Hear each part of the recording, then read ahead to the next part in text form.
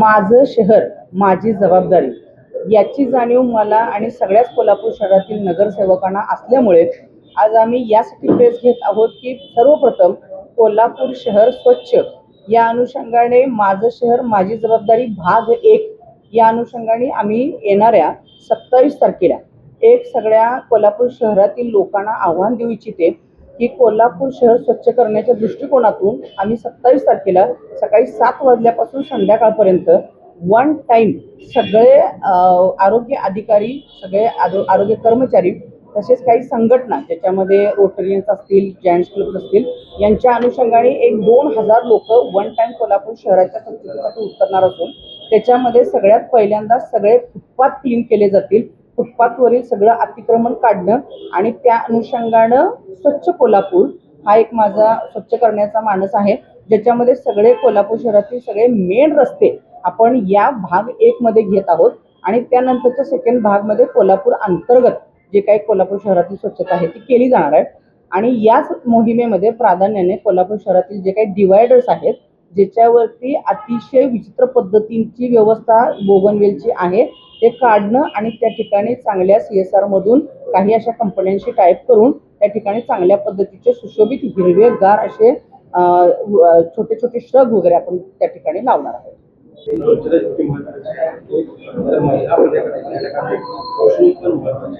मात्र काय होणार आहे या ठिकाणी यात्री त्या ठिकाणी 15-50 रुपये वॉशरूमसाठी घेतले जातात.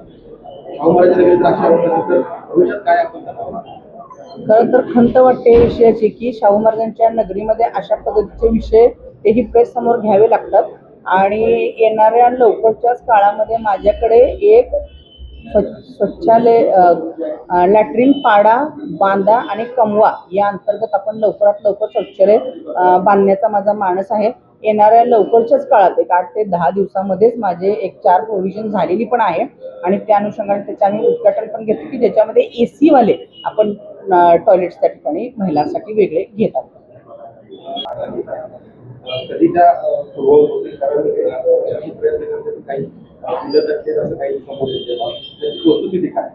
म्हणूनच मी म्हटलं की आजार काय झालाय आणि त्याचा औषध काय द्यायला पाहिजे त्याच्याऐवजी दुसराच उपाय सुरू आहे. त्यामुळे मुळाशी जात आहे की कोल्हापूर महानगरपालिकेची आर्थिक स्थिती सुधारण्यासाठी इन्कम सोर्स वाढवणं हा पहिला स्रोत असेल आणि मग अशा पद्धतीची राहिलेली थकीत बिलं पे करून कोल्हापूर शहर जे अंधारमय झाले ते प्रकाशमय करण्याचा लवकरात लवकर प्रयत्न होईल. ही आमची सकाळी 11:30 ते 2 पर्यंत मी महापालिकेमध्ये बसणार आहे, ज्या ठिकाणी अशा पद्धतीच्या प्रत्येक विभागावर मग ज्याच्यामध्ये 24 तारखेला अतिक्रमण असेल, 25 तारखेला KMTचे विषय असतील, 26 तारखेला लाईट विभाग असेल, 27ला स्वच्छता अभियान असेल, 4 तारखेला पाणी विभाग असेल आणि 5 तारखेला जनता दरबार असेल, ज्याच्यामध्ये जनतेचे प्रश्न आमच्यापर्यंत डायरेक्ट येतील आणि त्याच ठिकाणी त्याचं सोल्युशन काढण्याचा प्रयत्न. जर काही क्लिष्ट विषय असतील ते थोडेसे प्रलंबित राहतील, परंतु लवकरात लवकर लोकांना न्याय देणं हा माझा उद्देश असेल.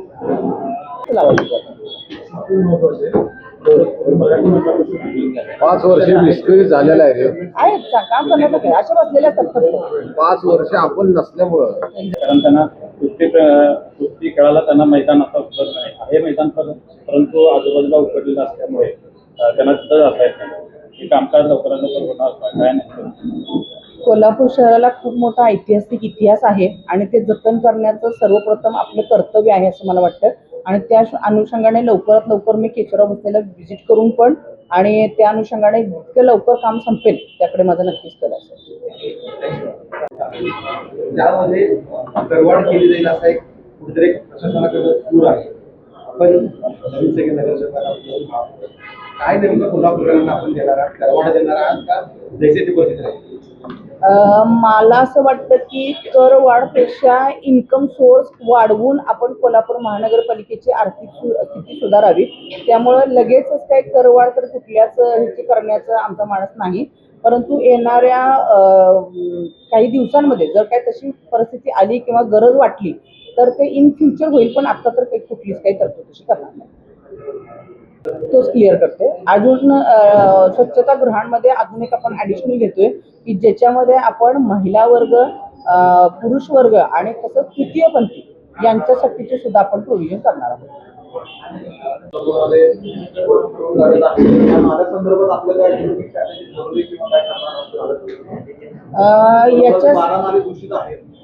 याच्या संदर्भात ना पहिल्यांदाच मी मीटिंगमध्ये सांगितलेलं आहे की ऑन गोईंग जे प्रोजेक्ट्स आहेत त्याच्याकडे मी लक्ष देणार आहे, ज्याच्या अनुषंगाने हाही एक मोठा प्रश्न आहे. कारण नाले साफसफाई जे तुम्ही म्हणता it will be including in a STP plant, तर त्या अनुषंगाने त्याचं काम होणार आहे. तुम्ही येण्यापूर्वी आपण त्याला तीव्र विरोध केला होता. काय नेमकं आतमध्ये करायला हवं ते लोक असे नसते आपण काहीतरी करतो कोर्टात तर गेलेलो आहे. आता काय परिस्थिती आहे? आत्ताचा जो STPचा प्लांट आहे तो भरवस्तीमध्ये आहे, त्यामुळे थोडंसं त्याचा विचार करण्याची गरजच आहे. त्या अनुषंगाने मीही काम करत आहे. आता तो प्रश्न कोर्टामध्ये गेलाय, त्यामुळं आता तो कोर्टाच्या अधिकत्याखाली तो काम चालेल आणि त्याच्यामध्ये नक्कीच मी नागरिकांच्या बरोबर असणार आहे.